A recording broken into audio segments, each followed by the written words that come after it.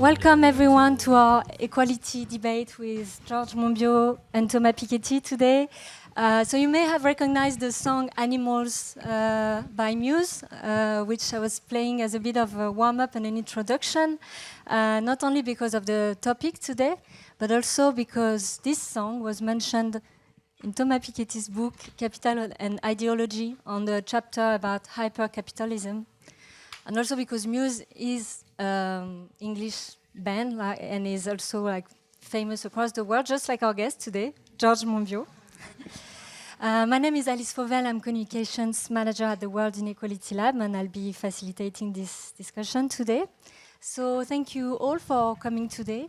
And welcome, George. Welcome to Paris School of Economics, which is the institution that is hosting the World Inequality Lab. So just a few words about the World Inequality Lab. We are a research lab that studies and promotes the study of inequality around the world. We produce research on the various dimensions of inequality. We also host the World Inequality Database, which is the largest open source database on the historical evolution of inequality. And we also want to make sure that this research informs the public debate, so that's why we engage with the media. We also organize events such as the Equality Debate today. And this is part of the Equality Debate, which is really a cycle of conferences focused on new research, to discuss new research, new books in social science, and to discuss this with their authors. So we are very happy today. We'll be looking at La Doctrine Invisible, and which is now available in French. I'm going to say the title in English because this event will be in English today. So the full title is The Invisible Doctrine, the Secret History of Neoliberalism and How It Came to Control Your Life. Co-written by George Monbiot and Peter Hutchison. Which has just been released in French, as I said, and published by Les Éditions du Faubourg, with whom we are co-organizing this event today. So before I say a few words of introduction to you both, I was actually wondering if you had met before. No, I've been massively influenced by Thomas's work, but we've never met, so it's a great honor.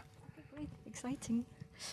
Cool. So maybe quickly a few words on introduction. If you don't mind, Thomas, I'll start with George because you're pretty much at home here, right? You nearly need an introduction.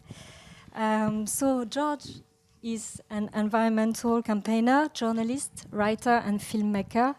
In the UK, you're very well known for your regular columns in The Guardian, which you've been writing for nearly 20 years, right?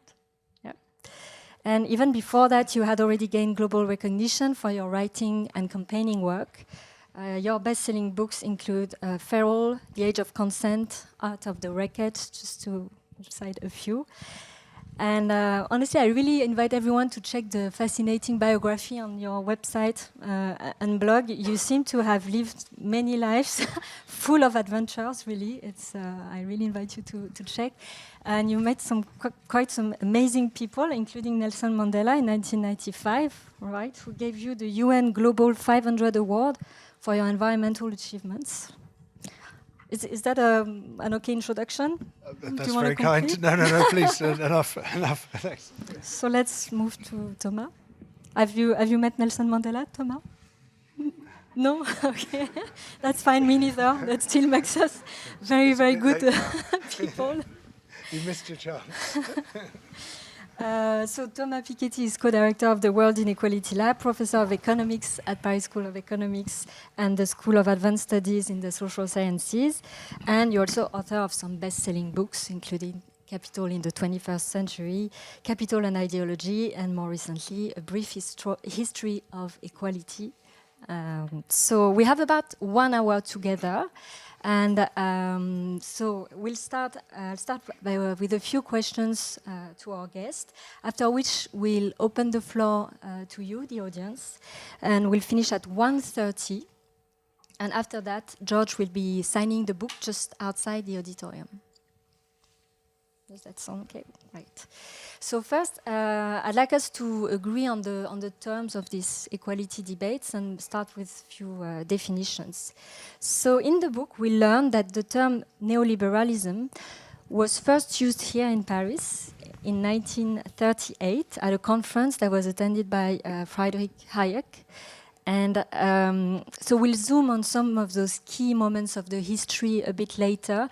But for now, could you give us a brief definition of neoliberalism and perhaps most importantly, highlight one of the most powerful arguments in the book, which is, as you write, the fact that neoliberalism is so pervasive that we no longer even recognize it as an ideology. Yes, thank you so much, Alice, and lovely to meet you all. Apologies for the fact my French isn't good enough to address you in French, but thank you for understanding me, if indeed you can. So, neoliberalism, we've had to retrofit the definition to it because it's been very careful not to define itself. As you suggest, it's been described by its advocates as a kind of natural law. This is just the way human beings are. This isn't an ideology, this isn't a philosophy, it's just a description of human life. And what they tell us is that humans are innately selfish and greedy, but that this is a good thing because that powers competition, and competition is and should be the defining feature of human relations. And our conflicts and our social problems should be resolved not through politics, but through economics. They should be resolved through buying and selling, and in doing so, that discovers a natural order of good people and bad people, virtuous people and vicious people, and the right people will come to the top, and we know that they're the right people because they're the ones with the money. And but it never completely defined itself in these terms. And indeed, even though at the beginning it called itself neoliberalism, by the mid-1950s it stopped using that word. And then it called itself nothing, because its whole story was, we don't need a name because we aren't anything. This is just the world as it is.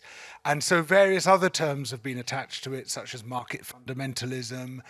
None of them are adequate. Neoliberalism is not an adequate term. It's not a good term, but it's the only one they ever really used about themselves, which is not completely misleading. So you get people say, well, we're free market capitalists. For a start, that's a contradiction in terms. For a second, the last thing they want is a free market.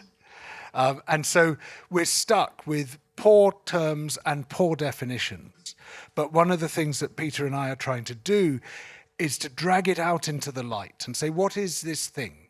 Even if the word for it isn't great, what is it? What does it do? Why does it exist?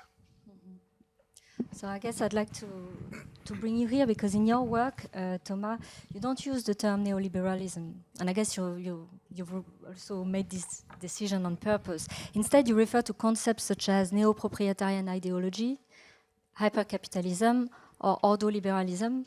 Excuse the French accent for that; it's very hard to pronounce those words. So could you explain your choice of terminology, please?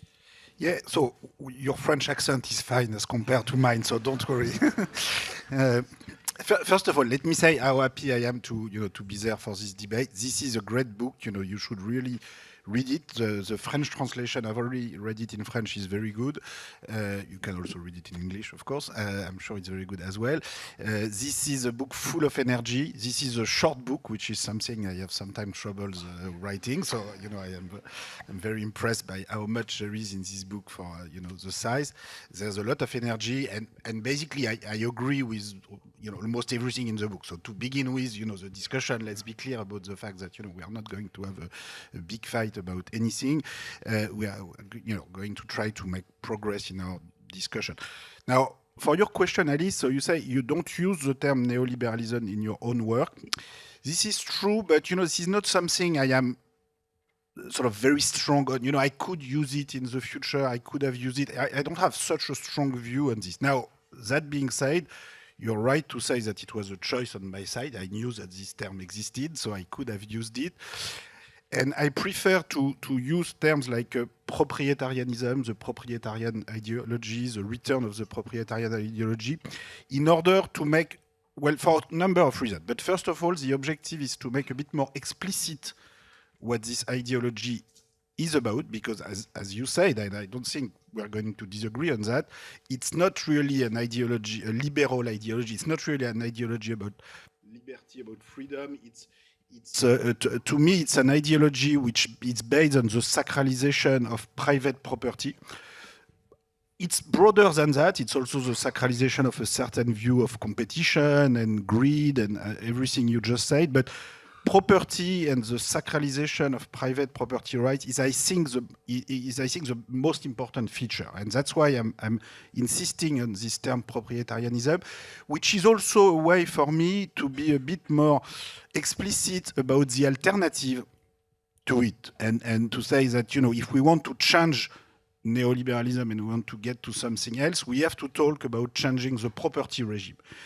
That doesn't mean we want a Soviet-type property. We want more, what I try to call participatory democratic socialism in my own work, which involves, cooperatives, which involves more economic democracy, worker control of the means of production. It goes through voting rights in boards. It goes with redistribution of property. It goes with lots of features which we can discuss about, but at least this is by changing the property regime, the organization of property relation, and getting away from the sacralization of private property rights that we can get out of this. So that's why, my choice of using this term proprietarianism is also a way to be a bit more explicit about the fact that we can get out of it. Because sometimes what I am a bit worried with the term neoliberalism is that it has a little too much of a sort of fatalistic content to it. Or some people use it or perceive it as saying, these neoliberal organizations and neoliberal ideology is so strong, it's so powerful, we will never be able to defeat them. And so to me, it's a bit too, sometimes a bit too fatalistic, which, I know is not your viewpoint. That, at the end of the book, you have some very positive, statement about the future and direct democracy and participatory democracy, and lots of ideas which I think are probably quite close to what I would also push for. But I think there's just a risk with neoliberalism of describing this ideology in a way that's maybe a bit too positive, because liberal in the end can be viewed as a positive term, and also as something that cannot be defeated. And I think it can. Mm-hmm. So we'll go back a bit later in the discussion on those alternatives. But first, I wanted to kind of look back at the history behind the world, and more particularly to look at the because I think one of the main arguments in the book is also the fact that it sheds light on the historical roots of capitalism, of the ideology, and more specifically the kind of the persisting impact of this colonial looting. And I think this is also something that we could both, that you could both discuss. So, George, could you start by briefly explaining this boom, bust, quit mojo of the Portuguese in the 15th century? Thank you. So first of all, to contextualize this, neoliberalism is a tool used by capitalism to try to solve its biggest problem, which is democracy. And capitalism has been seeking solutions to democracy ever since the majority of adults got the vote. And one solution is fascism, and that works quite well as a means of defeating democracy. But in the 1940s, that solution had run into trouble because of military defeat. And so while neoliberalism wasn't invented to solve that problem, it was quickly recognized by capitalists as a means of doing so. And democracy obviously is a threat to capitalism, because when people have the vote, they demand outrageous things like fair wages, limited hours, weekends, holidays, clean rivers, clean air, social safety nets, public services, all these things which capitalists do not want to give them. And so neoliberalism has become a sort of hammer for smashing down democracy on behalf of capital. But what is this thing we call capitalism? And I think one of the dangers that we run into, certainly in the UK, you're much more advanced in France, you're an advanced form of civilization by comparison to us, but in the UK we have these endless debates, capitalism good or bad, and very few people define capitalism or even seem to know what they're talking about. And there's been a sort of conflation between commerce and capitalism. Now, people have bought and sold things for thousands of years in lots and lots of different ways. That's commerce. But capitalism, I see as being a very particular and specific economic system, which, if you are to follow the definition given by the anthropologist Karl Polanyi as an economic system in which land, labor, and money are commoditized, following the work of the great geographer Jason Moore, Peter and I really trace back to the island of Madeira in about 1450. This sounds very specific, and it's quite controversial. Some people will say, no, there's reasons to look elsewhere. But this was a place in which we could make an argument that it was the first time in which land, labor, and money were simultaneously commoditized. In other words, stripped of their social meaning, their cultural meaning, their historical meaning, and used solely as instruments. And the Portuguese had discovered the island of Madeira in 1420. It was one of the rare examples of an uninhabited landmass. There were no people there. They called it Madeira because it was covered in Madeira, timber, and they had very little timber. They were very happy to discover it. For a few years, they did what they'd been doing in Portugal. They cut down trees, they put cattle and pigs on the land, and then someone realized this was a great place for growing sugar. And now they could do what they wanted because there was no one to stop them. There were no prior relations surrounding that land, apart from ecological relations, which of course they could just ignore.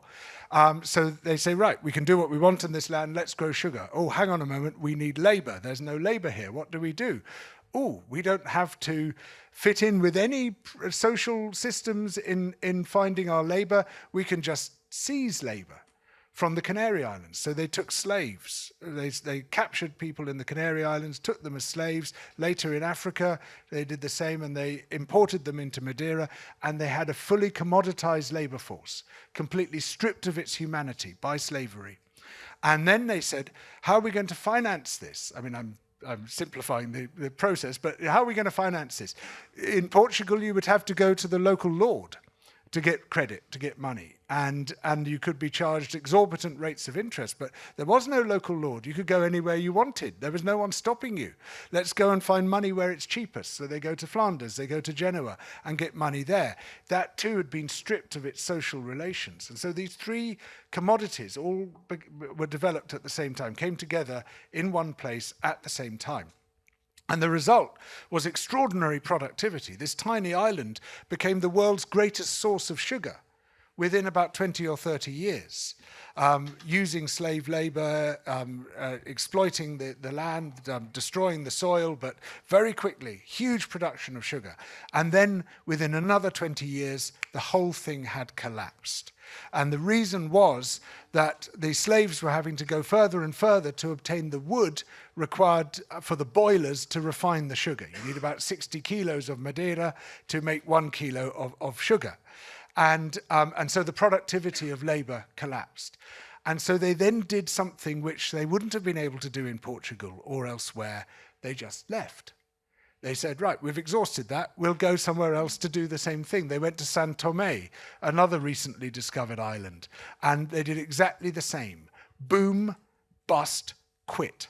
Then they crossed the Atlantic and started working up the Brazilian coast. There were people there, but they could be stripped of their humanity as well and enslaved or just killed, which is what they did. And they exploited one area of land after another, exhausted it, moved on until they got to the Caribbean, by which time they'd been joined by the English, the Spanish, the French, the Dutch, doing the same thing. And this is the fundamental model of capitalism. It's boom, bust, quit. Capitalism is an economic system based on colonial looting. That's where it came from, which is constantly creating and destroying new frontiers, seizing shared property by force, by violence, and converting it into private property which is then, in exactly the way you describe, proprietized, surrounded by legal fences, in order for that process not to be reversed. That, in our view, is what capitalism is. And so in the book you argue that this colonial looting continues to harm ecosystems and social systems until today. So it expands and it expands. I mean, even to the deep ocean floor, out to space, we're now looking at an endless innovation in the financial sector, just constantly pushing that frontier further and further into our lives, eating ecosystems, eating people, eating the Earth system itself. And Thomas, so recent research by the World Inequality Lab also points out to these neo-colonial mindsets of some countries and institutions. I was wondering if perhaps you wanted to comment on this idea of colonial looting that continues until today. Yeah, well, first on the historical part, I think the example of Madeira that you summarize at the beginning of the book is really incredibly interesting, and I think it should be more well known. I mean, what's really fascinating about this example of Madeira is that this takes place before the discovery of America, before the discovery of the New World. So we are in the 1420s. The Portuguese are going down the coast, starting to go down the coast of Africa. They find this island, and the way they are going to exhaust the forest, basically, of this island is really very representative of the sort of, this ecological constraint that the Western countries are going to try to get rid of, basically, because they've had huge deforestation, not only in Madeira, but also at home to some extent in European countries. So they were looking for natural resources elsewhere. And, this is really a story that has been told now. You have the famous book by Ken Pomeranz on the Great Divergence, which was published in 2000, where I insist that, if you want to look at the Industrial Revolution in historical and comparative perspective, compare Europe to China, you have to stress this ecological dimension and the fact that Europeans, because of military rivalry between them, the fight with the Muslims that the Spaniards and the Portuguese had, for all sorts of military reasons, they had the military power to try to relax this ecological constraint, basically by exploiting the land and labor, not only in Madeira, but then when Madeira was exhausted, they went further, basically. And part of the motivation, and in the end, one of the big main outcome of the discovery of the Caribbean and America was then to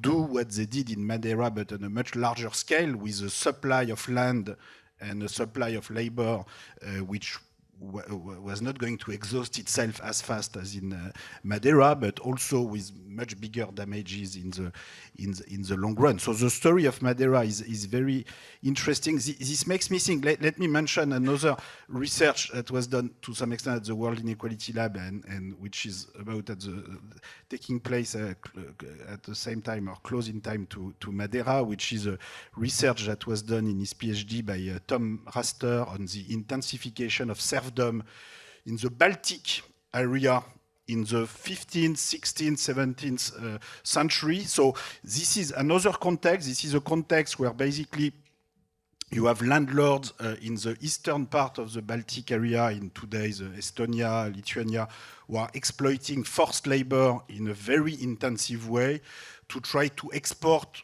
commodities, again, grains, toward Britain, toward the Netherlands, and they develop a system of very intense labor coercion, which is, it's not exactly the chattel slavery system of the Atlantic area, but it is pretty violent. And again, this is before the discovery of America. The forced labor is not black; it is white. But this shows that when there is an economic incentive and an economic logic to exploit labor and commodities and land in a very brutal manner, the profit logic and the capitalist logic is going to do it. And, this can happen in the New World, in the Caribbean, but this can also happen in Madeira, this can happen in the Baltic area. I mean, this is not saying that the racial dimension of capitalism is not important. It is, of course, important. And, the capitalist ideology has gone a long way with racialist ideology in order to justify the exploitation of particular form of labor, especially coming out of Africa. But, capitalist system can also exploit white labor, in the Baltic area. So the capitalist logic is, in a way, is more powerful as a force than the sort of the racial dimension, which is a tool for capitalism more than the true driving motive.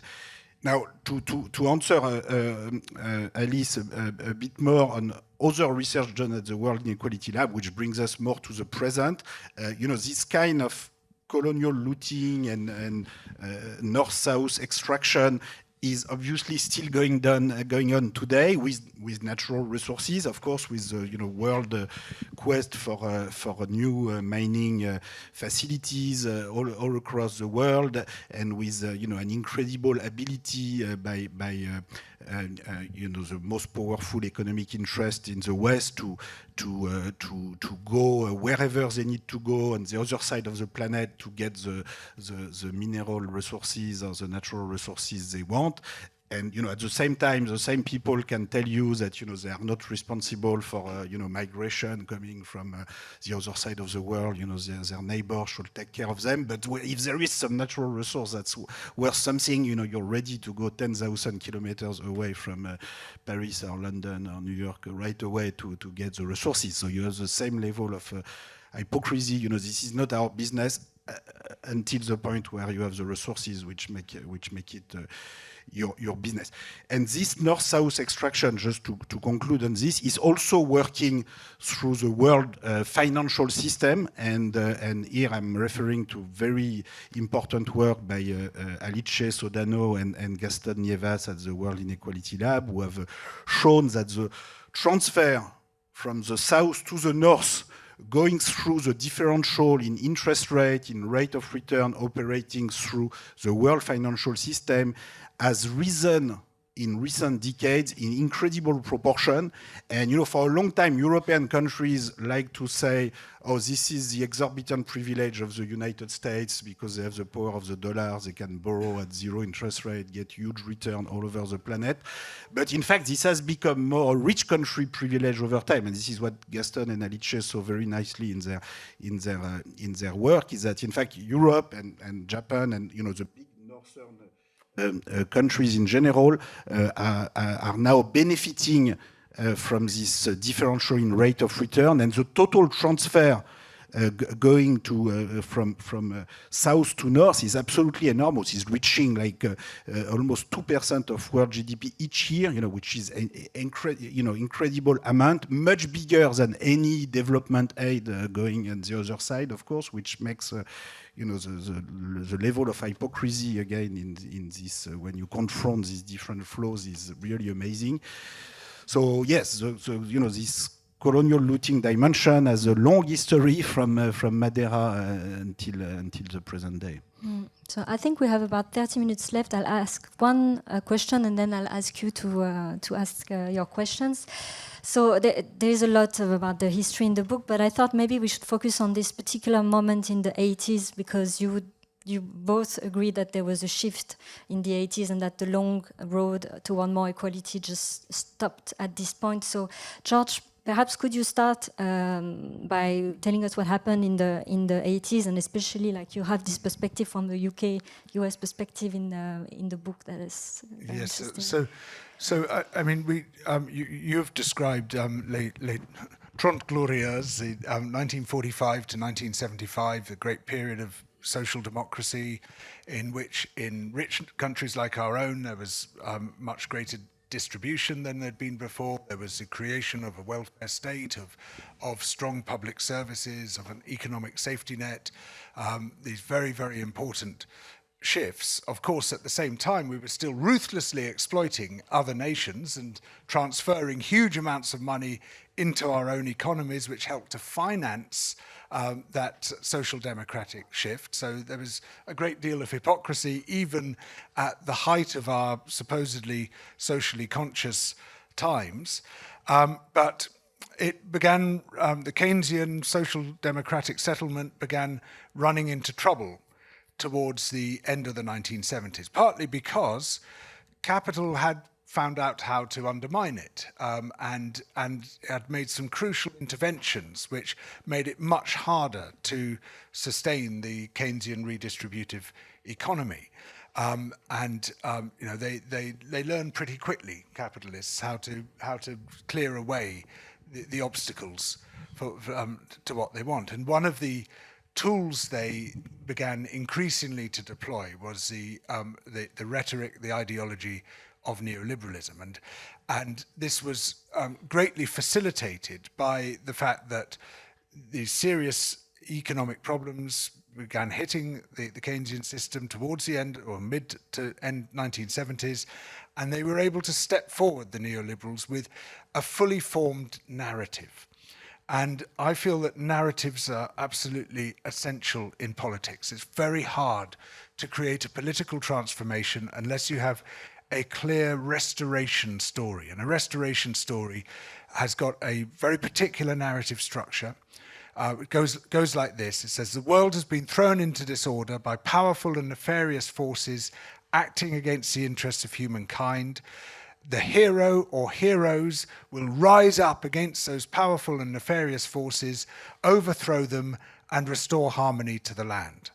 And this is the Bible story, this is a Harry Potter story, this is the Lord of the Rings story. It's a story you've heard many, many times, but it's also the story that has attended almost every significant political shift there's ever been. It's the story that Marx told, it's the story that Keynes told, it's the story that the fascists told, it is also the story that the neoliberals told, and they told it very well. And they said the powerful and nefarious forces, the world has been thrown into disorder by the powerful and nefarious forces of the overweening state, which is controlling your life, shutting down freedom, shutting down enterprise. It will lead inevitably to totalitarianism, and the hero confronting that is the entrepreneur who will, through doing business, through breaking the chains of regulation and taxation and trade unions, will release human freedom, and in doing so restore harmony to the land. And this was a very powerful story which was being rolled out by then through these so-called think tanks, these lobby groups funded by some of the richest organizations in the world, through academic institutes, through journalists acting through a lot of different newspapers by then, through a whole infrastructure which has been described as a neoliberal international, operating right across the rich world and some of the poorer nations as well, funded by some of the richest corporations and oligarchs in the world. And so when Keynesianism ran into trouble, they could step forward, as Milton Friedman, one of the primary advocates of neoliberalism, said, with a philosophy that's fully formed. We've just been waiting for a generation for our moment. And I feel that, aside from all the very important economic forces and wider political forces, being able to tell a coherent restoration story at that point and say, this explains the problem we're in, this gives us a route out of the problem, this tells you what the promised land is going to be. And so politicians like Margaret Thatcher and Ronald Reagan could immediately pick that up and run with it, a fully formed ideology. We talk about Thatcherism or Reaganomics. It wasn't Thatcherism or Reaganomics, it was neoliberalism. It was somebody else's idea, philosophy, which they picked up. But the real triumph of neoliberalism was its eventual capture of formerly left parties, such as Labour in the UK, the Democrats in the US, and it became hegemonic, in the same way that Keynesianism had been hegemonic before. These narratives capture pretty well all the political attention when they succeed. And just as Richard Nixon commented, we're all Keynesians now in the late 1960s. Before very long, we all became neoliberals. In about 20 minutes, I'll ask you to elaborate more on this alternative and your politics of belongings. But for now, we have about 20 minutes ahead of us. So I'm going to ask my colleague to help me with the microphone. So how we're going to do it? We're going to prioritize questions to our guest, George Monbiot, if possible. If you have questions, please raise your hand so that we can identify you. And stand up if you can. And also, you can introduce yourself if you want, and I'll ask you to ask your question as briefly as possible, and we'll try to take 1 or 2 questions at a time. So, is there anyone in the room who has any questions? Hello, my name is Łukasz Krzempek. I'm a student here at PSC, and I wanted to ask, because in your in the debate and your other works, you always introduce the democracy as some kind of opposition to capitalism or neoliberalism. You told that beautiful parallel of the neoliberalism being a tool of capitalism to fight democracy. But for my generation, for people born in the 21st century, we don't even remember democracy not contaminated with neoliberalism.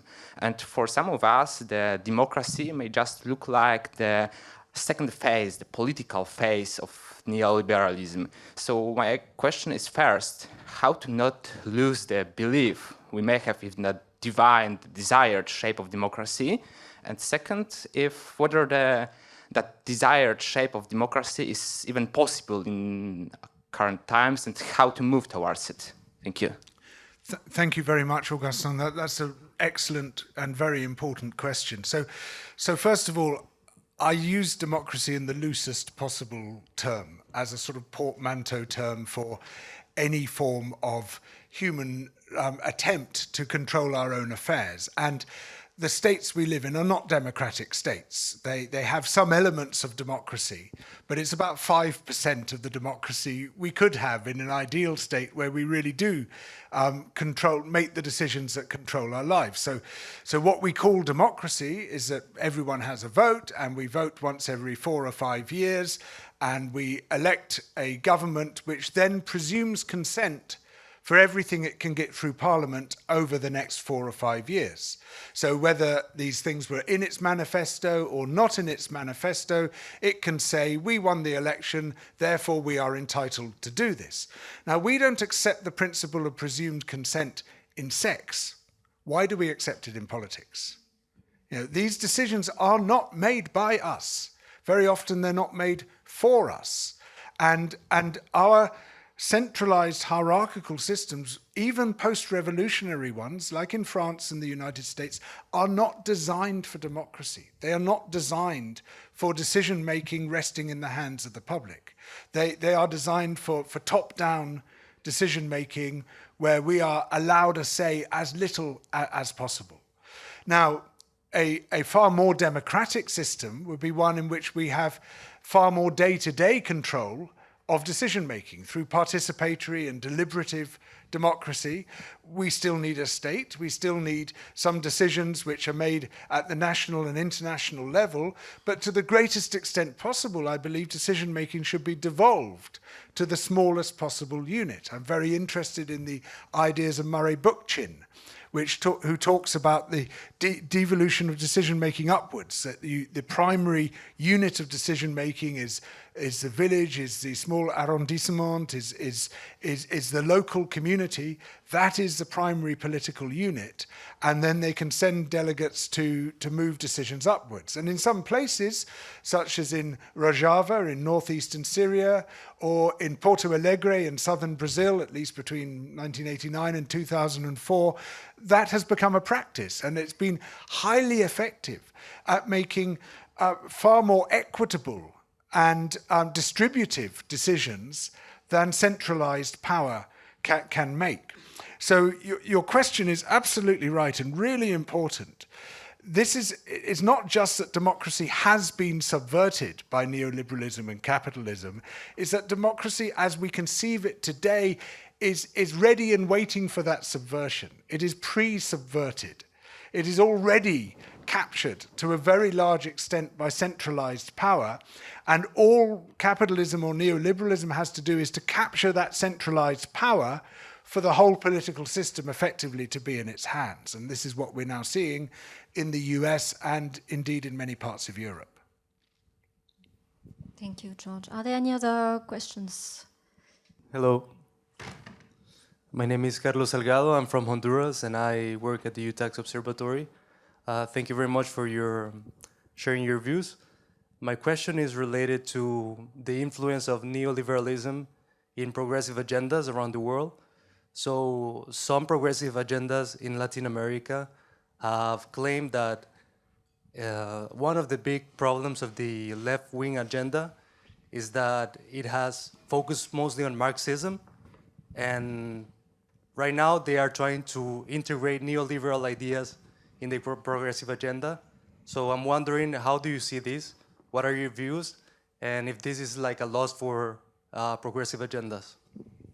Thank you very much, Carlos. Another really important question and very pertinent. There's just last week in The Nation magazine in the US, there was a brilliant article published about the capture of... Can you hear me? Oh, yes. About the capture of the environmental movement by funders. And it talked about how funding has pretty well destroyed effective environmental campaigning, because environmental groups are now tailoring their message to what the funders want. And of course, you know, given that capital is now so concentrated, that wealth has been pulled into the hands of a very small number of people, and a lot of the funding organizations are effectively run by oligarchs, then those organizations are now tailoring their message to what the oligarchs want. And it's been quite devastating to the effectiveness of the environmental movement. And I think the same applies to some aspects of social movements as well. The power of philanthropy, of philanthropic funding, is really destroying our movements. And of course, you know, we need money. It's essential. We don't have the trade union fees and the other traditional sources of funding. And we turn to the people who've got the money and they say, fine, but here's the agenda. And increasingly, and I've found this with organizations I've been involved with, it's very hard to avoid this. They will subtly, you know, guide you in what you are doing, because you say, well, we'll never get funds for that. And what I see is exactly what you perceive, that right across progressive movements, both environmental and social, we see a closure of the political space taking place. So again, my interest is primarily environmental. In the UK, we have some of the biggest environmental groups in the world, huge groups. The National Trust has got 4.5 million members. There's a couple of other organizations, each with 1 million members. You would have thought we'd be the greenest country in the world. We've got so many people, so many members of environmental groups, but our nature is in free fall. Complete catastrophe. Wildlife habitats are disappearing very, very fast. And these groups do nothing to mobilize their memberships. They're super conservative, these organizations. And they've become super conservative partly because they're worried about losing funding, partly because they're worried about upsetting the politicians who they're trying to lobby. And that's another major influence, that if you're trying to lobby the politicians, you don't want to say anything which might be contrary to what they want, and you end up with seeing that the bigger an organization becomes, the more timid and cowardly it becomes. And so the great voice for nature we're supposed to have in the UK has almost completely disappeared. They might as well not be there. Some of them are actually more of a problem. It would be better if they disappeared. That's how bad it's got. Anyone else? Otherwise, I'll ask a question. So we have one here, and then I'll go on that side, and we'll take two at a time. Okay. So, David Yates, I'm an interested observer. I have a question which is perhaps a little less sort of kind to what you've been saying. I'm no sympathizer for neoliberalism, but I would object a little bit to the conflation of capitalism with extractive exploitation. There are many other systems in the world, and those systems have often been guilty of far greater depths of exploitation than have, necessarily capitalist economies. One only has to think of Eastern Europe and the environmental degradation there under communism versus Western Europe, where democracy and capitalism, as attenuated as they may or may not be, have delivered a reasonable level, not perfect by any means, but a better level of protection of the environment and other goods. Your reactions? And we have one more question here. I'm just aware of the time, so we'll take 2 questions. Hello, I'm Emilio from Mexico, and my question is more on the field of geopolitics, more material, so to speak, and it has to do more if we part from the premise that the US, leader of the liberalism or Western bloc, so to speak, is in fact in decline or losing its sphere of influence in its own region, in the world, and if we take this as a fact, do you think this is a threat for neoliberalism, and also relating that to the rise of the, let's say, Eastern Bloc or the BRICS and their proposal on a more multipolar world? And I'll stop there as a question. Thank you. Thank you. Thank you very much, David and Emilio. Those are 2 very important questions, really crucial. So first of all, the Soviet Union was a total environmental disaster. It doesn't make capitalism any better or worse. It's just, there have been other environmental disasters caused by other systems. I think actually there's a lot more in common between Soviet exploitation and capitalist exploitation than many people on either side would care to admit. There's a fascinating book by Francis Spufford called Red Plenty about the economic race between the US and the USSR. And until the 1960s, it looked as if the Soviet Union was winning. And they did so, the US was really striving for capitalist efficiency. The Soviet Union was striving for multiplication. They weren't interested in efficiency, it was just volume. And that seemed to be quite a successful strategy for a while until the whole thing collapsed, partly because of environmental crisis. It was another highly exploitative, extractive system. And we could easily write endless books about the huge amount of damage that it did, but that system is gone. So there's no point. You can rail against it, and you're right to do so. That's fine, but it doesn't stop capitalism. China is not. It's so different from a Soviet communist nation. It's got communist elements in it on the political side, but economically, it's a capitalist country, so it's not. It doesn't alter the impact that capitalism is having. And sure, in some countries, we have managed to protect certain ecological assets, but very often at the expense of what we're doing in other countries. It's because we got rampant exploitation elsewhere. We can say, well, we can preserve a landscape here. But we know where we're heading, and we're heading for Earth systems collapse. And maybe Soviet communism would have got us there slightly faster, but it doesn't matter. As they say in environmental circles, winning slowly is the same as losing. And whether we get there quickly or we get there slowly, it is a catastrophe that awaits us if we stick with this current system. And we need different economic systems alongside different political systems. Economic systems which are neither Soviet communism nor Western capitalism, or Chinese capitalism for that matter.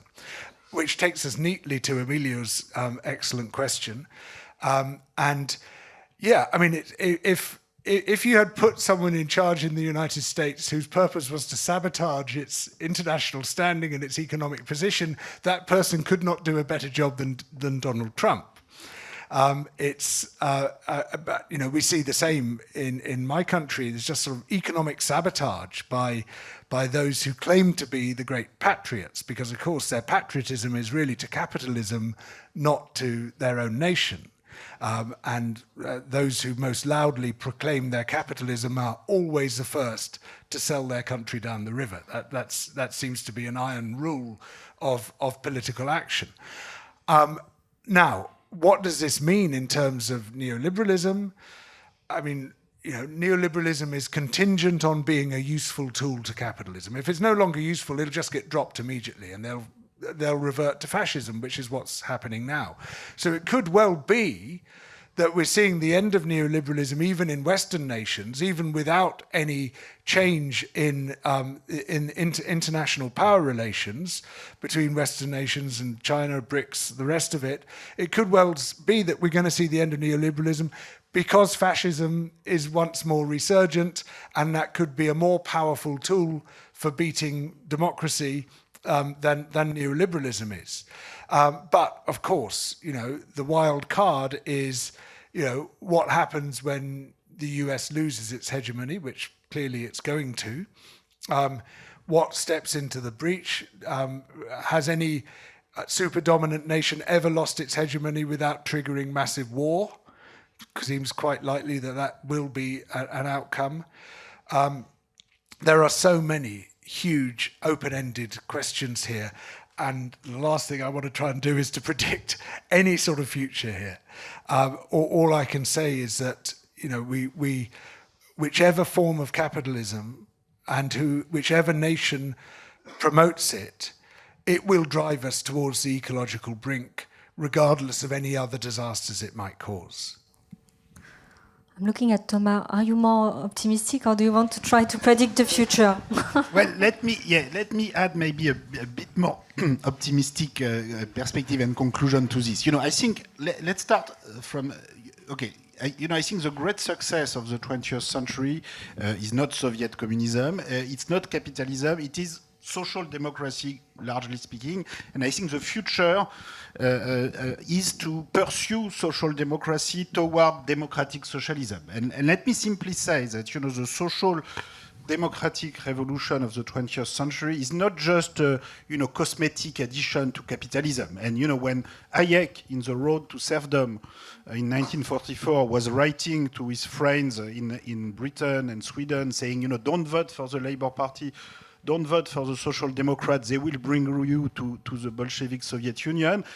Today this can seem like strange to be so concerned about the Labour Party or the Swedish Social Democrats who don't look like revolutionary today. But in the middle of the 20th century, they actually looked revolutionary, and they did revolutionary things in the sense that they brought, when you go from a level of taxation of less than 10% of national income before World War I to 40-50% today, I mean, you can say this is nothing at all, but this is an enormous transformation, and it has been very successful by and large.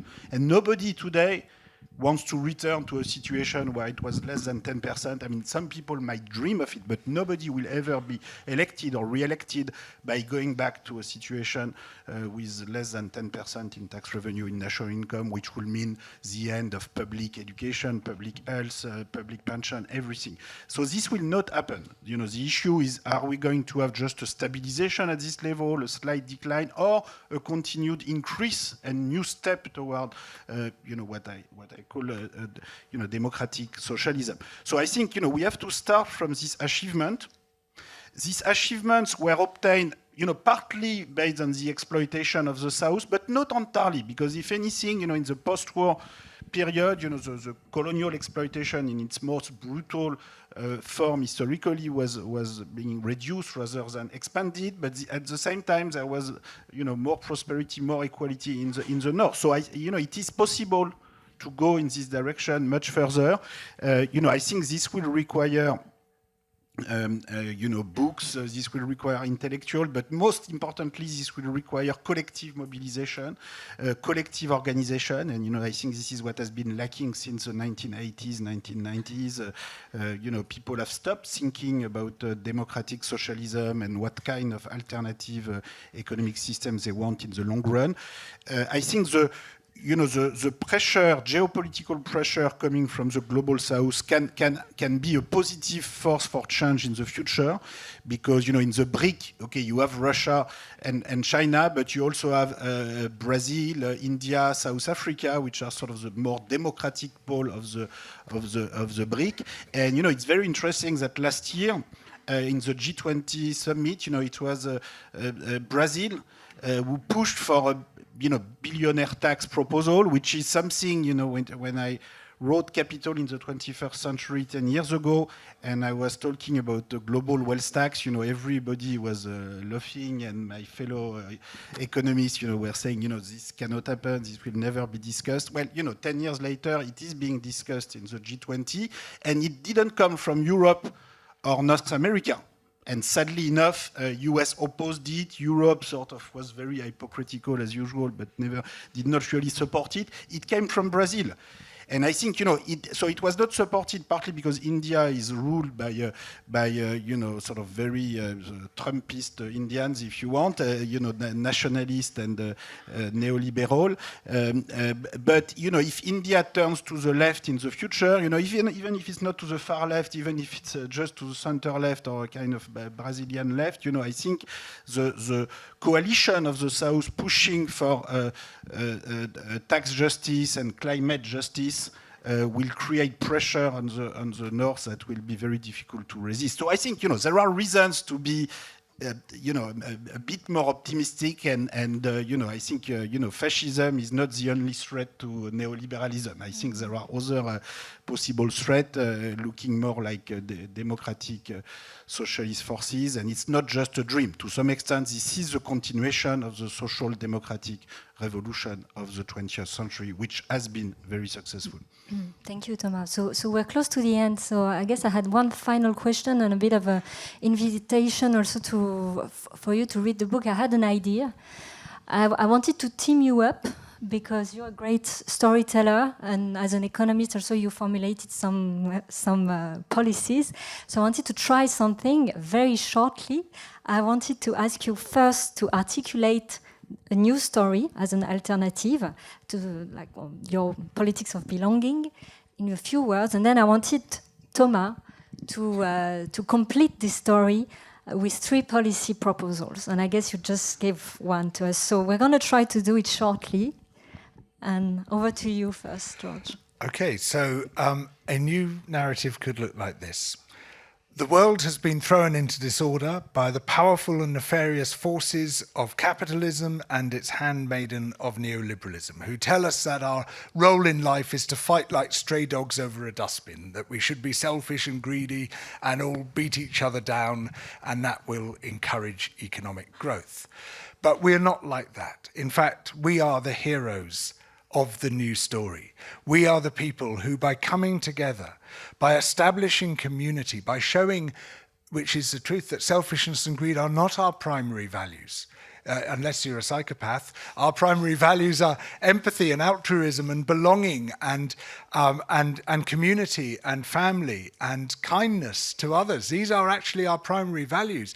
And by coming together around those values and asserting those values, we build a new politics of inclusive belonging, in which our primary units of political organization are local, our community, but inclusive communities, which make the decisions that guide our lives. Our primary economic units are commons, economic units that we control ourselves together.